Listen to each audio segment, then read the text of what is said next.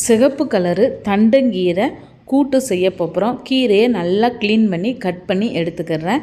ஒரு கையளவுக்கு துவரம்பருப்பை கழுவி ஆட் பண்ணிக்கலாம். 2 பச்சை மிளகா, ஒரு 7 பூண்டு பல், ஒரு தக்காளி, ஒரு பெரிய வெங்காயம், மஞ்சள் தூள், கொஞ்சமாக தண்ணி விட்டுட்டு எல்லாத்தையும் மூடி குக்கரில் ஒரு 3 விசில் விட்டுக்கலாம்.